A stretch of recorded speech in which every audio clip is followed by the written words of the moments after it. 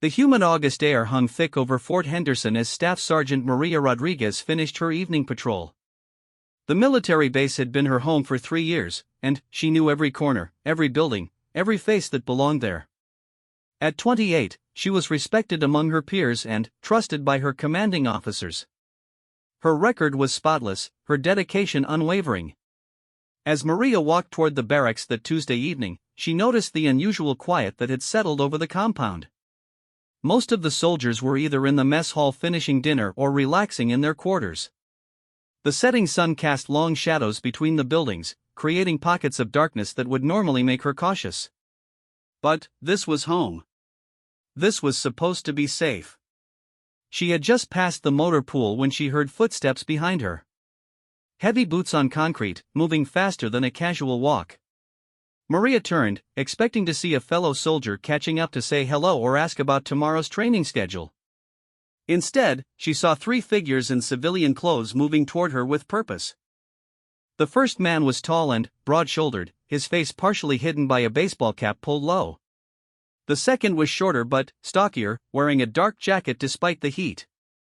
The third hung back slightly, serving as a lookout. None of them belonged on the base.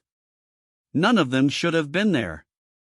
"Excuse me," Maria called out, her training kicking in immediately.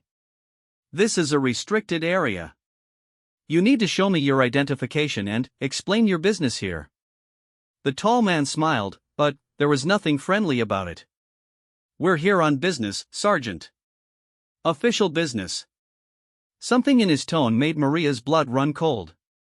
She reached for her radio, but the shorter man moved faster than she anticipated. Before she could call for backup, he grabbed her wrist with surprising strength. The radio clattered to the ground. "What are you doing? Let go of me." Maria struggled against his grip, her military training telling her to fight, to escape, to survive. But they had chosen their location well. The motor pool was isolated, hidden from the main pathways where other soldiers might pass by. The tall man stepped closer, and Maria could smell alcohol on his breath. "You've been asking too many questions, Sergeant Rodriguez. Poking your nose where it doesn't belong." Maria's mind raced. What questions? What had she done? Then, it hit her like a physical blow. The discrepancies in the supply reports she'd noticed. The missing equipment that didn't add up. The late-night meetings she'd accidentally witnessed between certain officers and civilian contractors. She had mentioned her concerns to her friend Jennifer in accounting just last week. She had asked a few casual questions about budget allocations and equipment transfers. She thought she was being a good soldier, looking out for taxpayer money and military resources. "I don't know what you're talking about," Maria said, trying to keep her voice steady. "If there's an issue, we can discuss it through proper channels." The man laughed, a harsh sound that echoed off the concrete walls of the motor pool. "Proper channels? You think this is about proper channels?" The shorter man's grip tightened on her wrist, and Maria felt a sharp pain shoot up her arm. She tried to break free, using the self-defense techniques drilled into every soldier, but the third man had moved closer now, blocking her escape route. "Look," she said, her heart pounding but her voice still controlled, "whatever this is about, assault on a military base is a federal crime. You need to leave now, and we can pretend this never happened." The tall man reached into his jacket, and Maria's blood turned to ice. She had faced combat situations before, had been deployed overseas where danger was expected. But this was different. This was betrayal. This was her safe haven turning into a nightmare. "You should have minded your own business, Sergeant." What happened next would be burned into Maria's memory forever. The attack was swift and brutal. The men worked with the efficiency of professionals, people who had done this before. They knew exactly how much force to use, where to strike to cause maximum pain without leaving obvious marks. When it was over, Maria lay on the cold concrete, every breath sending waves of pain through her ribs. Her uniform was torn, her body aching, her spirit shattered. The men stood over her for a moment, shadows against the darkening sky. "Remember, Sergeant," the tall man said, his voice now calm and businesslike, "you fell during your evening run. tripped and hit some equipment. Accidents happen on military bases all the time. And if you're smart, if you value your career and your life, you'll keep it that way. They walked away as casually as they had arrived, disappearing into the maze of buildings and vehicles.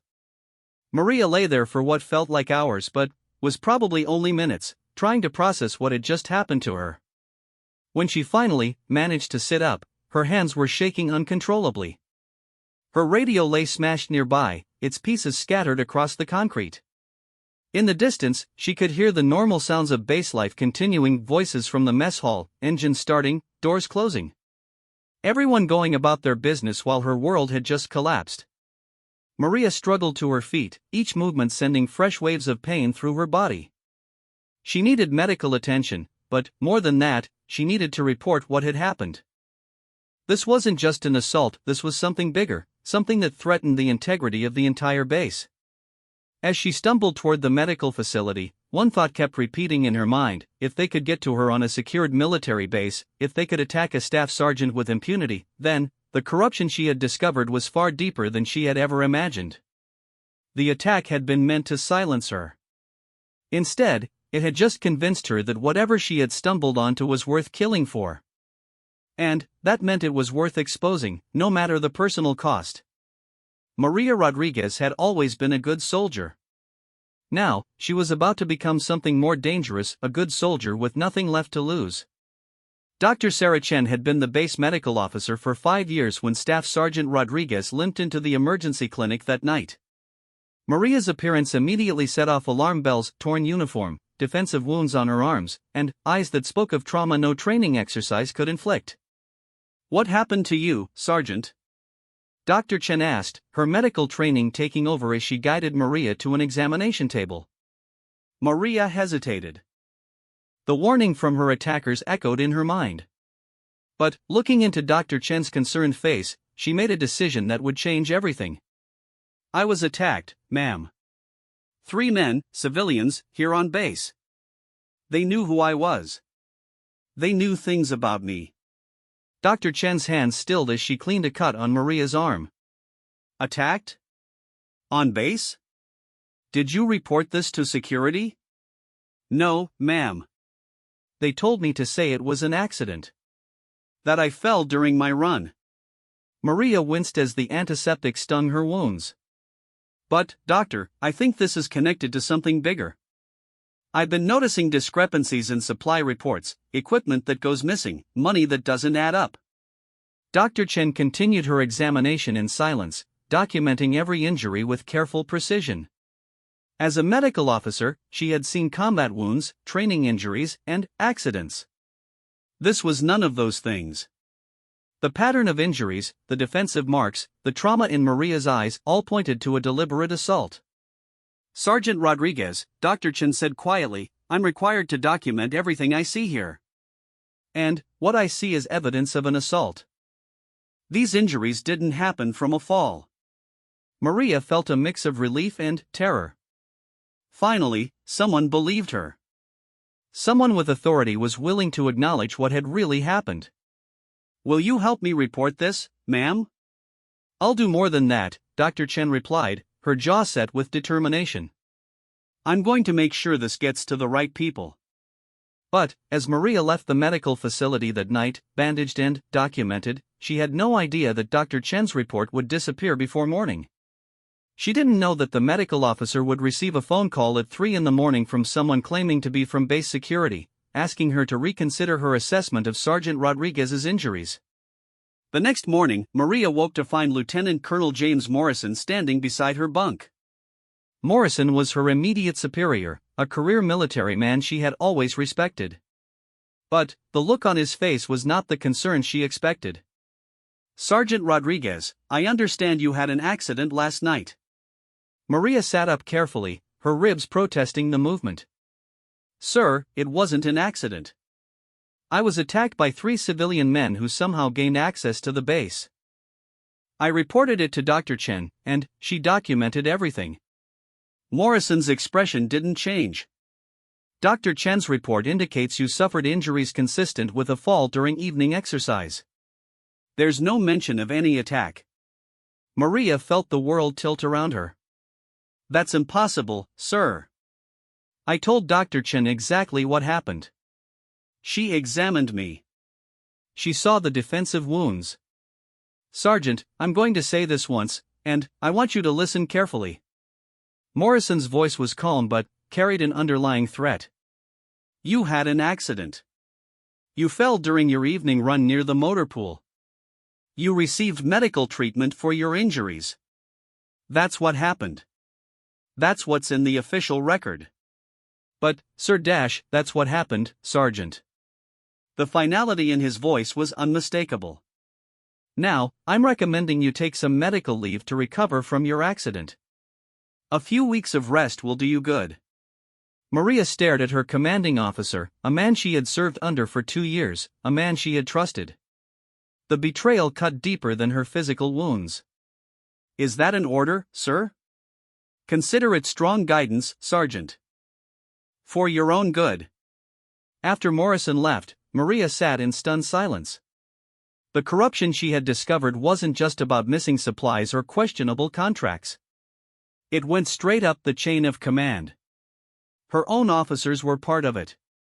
That afternoon, she tried to contact Dr. Chen, but was told the medical officer was unavailable. When she insisted on leaving a message, the staff member informed her that Dr. Chen had been transferred to another base, effective immediately. Maria's friend Jennifer from accounting had also mysteriously received new orders, a sudden deployment to a forward operating base overseas. The timing was too convenient to be coincidental. By the end of the week, Maria realized she was completely alone. Everyone who might have helped her had been removed or silenced. The official record showed she had suffered an accident. Her attackers had vanished without a trace. And the corruption she had discovered was being protected by people with the power to destroy her career and, possibly, her life. But Maria had underestimated the reach of what she had uncovered. 3 weeks into her forced medical leave, she received an unexpected visitor at her off-base apartment. The man was in his 50s, wearing a crisp suit that screamed federal authority. "Sergeant Rodriguez?" "Agent David Hayes, Defense Criminal Investigative Service. I'd like to speak with you about Fort Henderson." Maria's heart raced. The DSIS investigated major crimes within the Department of Defense. This was either her salvation or her death sentence. "May I come in?" Hayes asked, showing his credentials. Maria stepped aside, her mind racing. Why would DSIS be interested in her? How had they even heard about what happened? "Sergeant, I'm going to be direct with you," Hayes said once they were seated in her small living room. "We've been investigating irregularities at Fort Henderson for 6 months. Financial discrepancies, missing equipment, unauthorized personnel access. Your name has come up in our investigation." "My name?" Maria felt a chill run down her spine. "Several witnesses mentioned that you had been asking questions about supply reports and budget allocations. Then, suddenly, you were injured in an accident and placed on medical leave." Hayes leaned forward.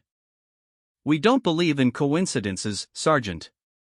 Maria made another crucial decision.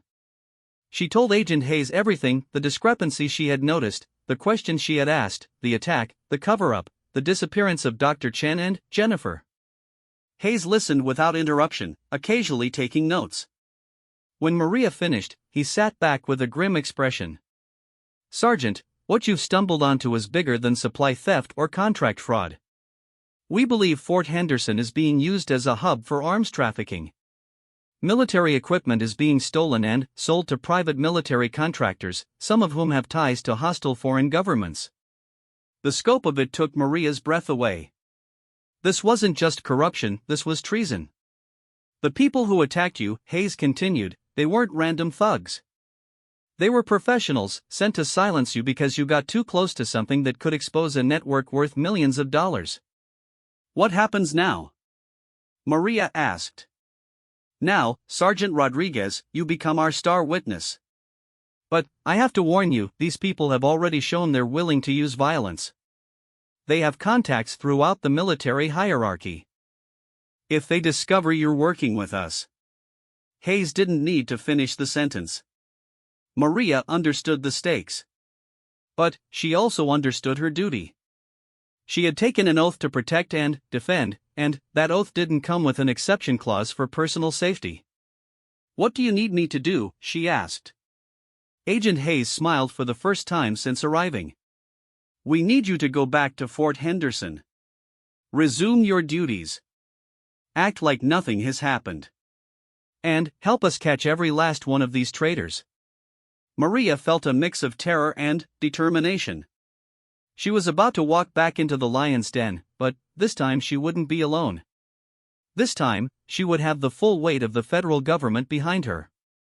What she didn't know was that her return to Fort Henderson would set off a chain of events that would ultimately bring down not just the criminal network, but 3 generals whose involvement in the conspiracy went back over a decade. Maria's return to Fort Henderson felt like stepping into enemy territory. The familiar buildings and faces now carried an undercurrent of menace. Every conversation could be a trap, every friendly gesture potentially hiding deadly intent. But Agent Hayes had prepared her well, equipping her with nearly invisible recording devices and a direct communication line to the DSIS task force. Lieutenant Colonel Morrison seemed surprised to see her back so soon. "Feeling better, Sergeant Rodriguez?" "Yes, sir. Ready to return to duty." Maria kept her voice steady, professional. Inside, her heart was hammering. "Good. I have a special assignment for you. We need someone reliable to oversee the next supply shipment from Blackwater Logistics. It's a significant contract, and we want to ensure everything goes smoothly." The irony wasn't lost on Maria. They were putting her in charge of overseeing the very operation she had previously questioned. Either they were testing her loyalty, or they believed they had successfully intimidated her into silence. "Of course, sir. When is the shipment expected?" "Tomorrow night, 2,200 hours. The contractors will arrive to collect some surplus equipment we're transferring to their facilities for refurbishment." Maria nodded, already planning how to document everything for the DSIS investigation. But she had no idea that tomorrow night would expose the true scope of the conspiracy and put her life in immediate danger. The next evening, Maria positioned herself at the supply depot with a clipboard and manifest, playing the role of the dutiful overseer. But the equipment being loaded onto the civilian trucks didn't match what was listed on the paperwork. Instead of surplus gear heading for refurbishment, she watched as crates of advanced military technology were loaded onto unmarked vehicles. Night vision equipment worth hundreds of thousands of dollars. Communications gear that was definitely not surplus. Weapons that should never leave military control. And the contractors weren't refurbishment workers, they were the same men who had attacked her weeks ago. Maria's blood ran cold as she recognized the tall man who had led the assault. He saw her too, and his predatory smile confirmed her worst fears. They hadn't been trying to silence her, they had been testing her, seeing how far they could push before she broke. As the loading continued, Maria discreetly activated the recording device Hayes had given her. She documented every piece of equipment, every face, every license plate. But her attention was drawn to an approaching vehicle that made her stomach drop. A black sedan pulled up to the depot, and out stepped Brigadier General Robert Hawkins, the base commander. Maria had always respected General Hawkins, considering him a soldier's general who cared about his troops. Seeing him shake hands with the traffickers felt like watching her faith in the military crumble. But General Hawkins wasn't alone. 2 other high-ranking officers emerged from the sedan: Major General Patricia Wells from Pentagon Procurement, and Lieutenant General Michael Foster, who oversaw multiple Army installations across the region. 3 generals, 3 of the most powerful people in the military hierarchy, personally overseeing what was clearly a massive arms trafficking operation. Maria tried to stay hidden behind a stack of crates, but her position allowed her to hear fragments of their conversation. Next shipment to the Syrian contacts. Pentagon audit will focus on the wrong installations. Enough profit to retire comfortably. The casual way they discussed treason, as if they were talking about weekend plans, made Maria's hands shake with rage. These were the people soldiers like her trusted with their lives, the guardians of national security who had sworn the same oath she had. General Hawkins noticed her then, his face darkening as recognition dawned. What is Sergeant Rodriguez doing here? Lieutenant Colonel Morrison stepped forward, his nervousness evident even from a distance. Sir, I assigned her to oversee the transfer. She's been asking questions about supply irregularities, so I thought. You thought you'd put her in the middle of our operation? General Wells's voice was sharp with anger. Do you have any idea how much money is at stake here? Maria realized with growing horror that Morrison hadn't been testing her loyalty, he had been serving her up as a sacrifice. By putting her in charge of the shipment, he was ensuring she would witness enough to become a liability that needed to be eliminated.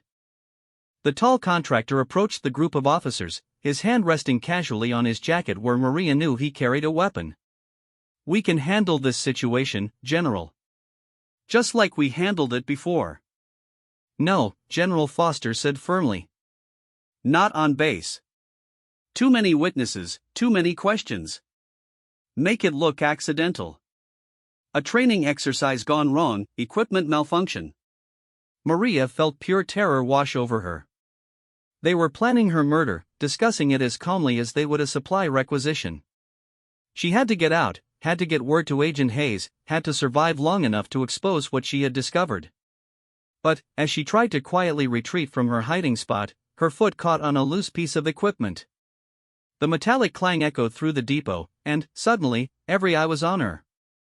Sergeant Rodriguez, General Hawkins called out in a deceptively friendly tone. Please join us. Maria's mind raced. She could run, but they would catch her before she reached help. She could fight, but she was outnumbered and outgunned. Her only chance was to play dumb, to convince them she hadn't understood what she was witnessing. Yes, sir, she replied, walking toward the group with forced calm. I hope you're finding this assignment educational, General Wells said, studying Maria's face carefully. Yes, ma'am. Very routine transfer operation. Everything according to the manifests. General Foster laughed, but there was no humor in it. Routine? Sergeant, do you have any idea what you've just witnessed? Maria met his gaze steadily. A surplus equipment transfer to Blackwater Logistics for refurbishment, sir. As ordered by Lieutenant Colonel Morrison. For a moment, she thought her act might work. Then, the tall contractor stepped forward, pulling out a device that made Maria's heart sink, a scanner that detected electronic surveillance equipment. General, she's wired. The silence that followed was deafening. Maria could see her death warrant being signed and the generals exchanged glances. Search her, General Hawkins ordered. The contractor roughly patted Maria down, quickly finding the recording device and communication unit Agent Hayes had given her.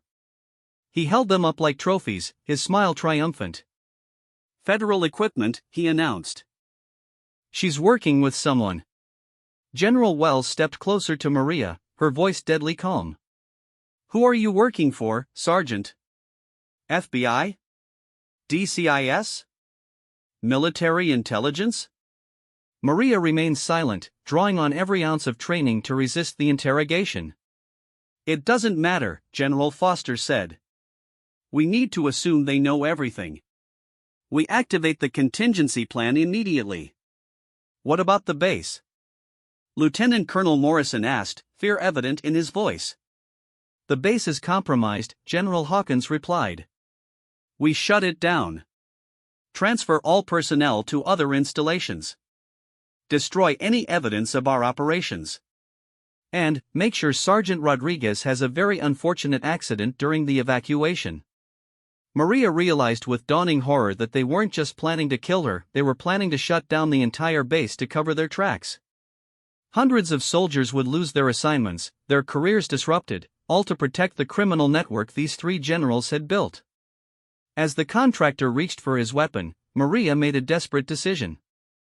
She activated the emergency beacon Hayes had given her as a last resort, knowing it would bring federal agents rushing to her location but also knowing she might not survive long enough to see them arrive. The next few minutes would determine whether justice prevailed or whether the most corrupt conspiracy in modern military history would succeed in silencing its last witness. The emergency beacon Maria activated sent a silent alarm directly to Agent Hayes and his task force, who had been positioned just outside the base perimeter. But, as the contractor raised his weapon, Maria knew help might not arrive in time. The sound of approaching helicopters changed everything. General Hawkins's head snapped up at the distinctive wop-wop-wop of military aircraft. But, these weren't base helicopters following normal flight patterns. These were coming in fast and low, with searchlights blazing. "What the hell is that?" General Foster demanded. The contractor with the gun hesitated, looking around nervously. Professional killers didn't like unexpected variables, and the approaching aircraft definitely qualified. Through the depot's open doors, Maria could see vehicles racing across the base with emergency lights flashing. The cavalry was arriving, but the next few seconds would determine whether she lived to see justice served. "Move her," General Wells commanded. "Now." But before anyone could act, the depot was suddenly flooded with blinding white light from helicopter searchlights. Loudspeakers crackled to life with a voice that made Maria's heart soar with relief. "This is Agent David Hayes, Defense Criminal Investigative Service. This facility is surrounded.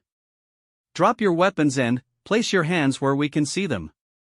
The contractor's gun swung toward Maria, but Lieutenant Colonel Morrison, seemingly driven by a last spark of conscience, knocked his arm aside. The shot went wide, sparking off concrete as federal agents poured through every entrance to the depot. What happened next would later be described by witnesses as the most dramatic arrest in military history. 3 generals, caught red-handed in the middle of a treasonous conspiracy, surrounded by evidence of their crimes and facing down dozens of federal agents. General Hawkins tried to maintain his authority even as agents moved to restrain him. "This is a military installation. You have no jurisdiction here." Agent Hayes approached the general with a grim smile. "Actually, General, when military personnel commit federal crimes involving national security, we have all the jurisdiction we need. And, thanks to Sergeant Rodriguez here, we have everything we need to put you away for life." The contractors tried to run but found their escape routes blocked. The depot had been surrounded so completely that not even a mouse could have escaped. Within minutes, everyone involved in the operation was in custody. As Maria watched the 3 generals being read their rights and led away in handcuffs, she felt a complex mix of emotions. Relief, vindication, and a deep sadness that people she had been trained to respect had betrayed everything the military stood for. Agent Hayes approached her as the arrest activity continued around them. "Are you all right, Sergeant?" "I will be," Maria replied, watching as trucks full of evidence were being catalogued by federal investigators. "How long have you been watching this operation?" 6 months of investigation, but we needed concrete evidence and witnesses. Your recording tonight gave us everything we needed to move." Hayes looked around the depot, where millions of dollars worth of stolen military equipment sat ready for illegal transport. "This is the biggest military corruption case in decades." Over the following weeks, the scope of the conspiracy became clear. The 3 generals had been running their operation for over 10 years, stealing and selling everything from small arms to advanced technology. Their buyers included private military contractors, foreign governments, and terrorist organizations. The investigation revealed a network spanning multiple military installations, involving dozens of officers and civilians. But it all traced back to the 3 generals who had turned their oath to defend the nation into a personal profit scheme. General Robert Hawkins, the base commander, had been skimming equipment and falsifying records almost from the day he took command.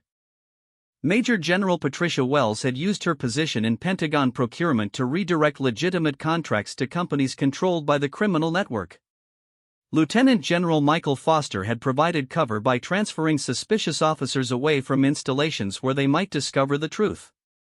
The trial made national headlines.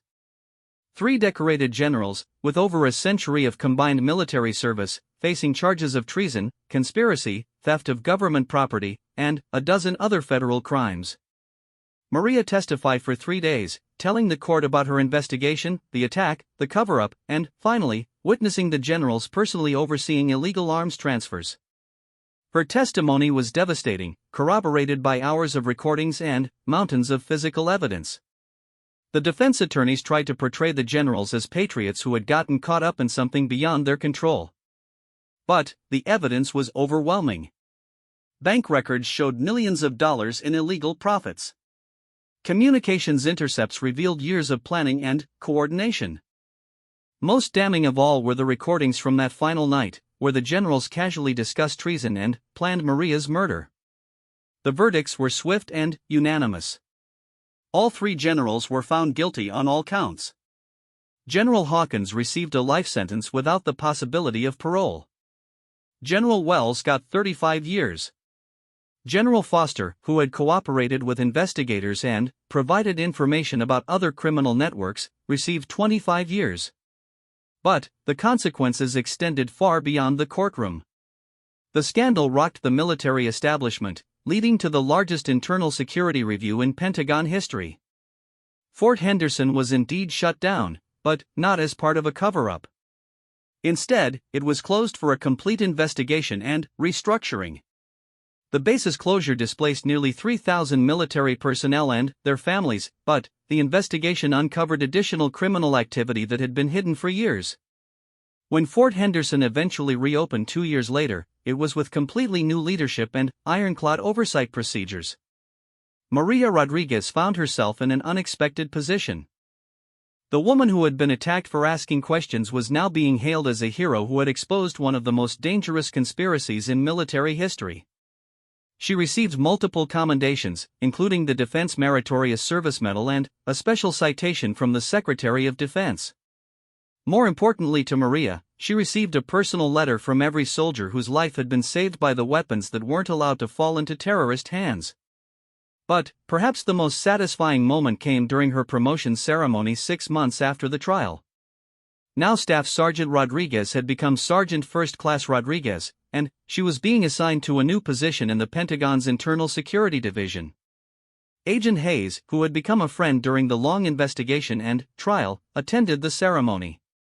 Afterward, he approached Maria with news that brought their partnership full circle.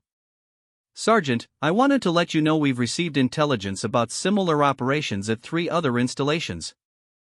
Would you be interested in helping us investigate those as well?" Maria looked around at the assembled soldiers, officers, and officials who had come to honor her courage. She thought about the 3 generals who would spend the rest of their lives in prison for betraying their oath.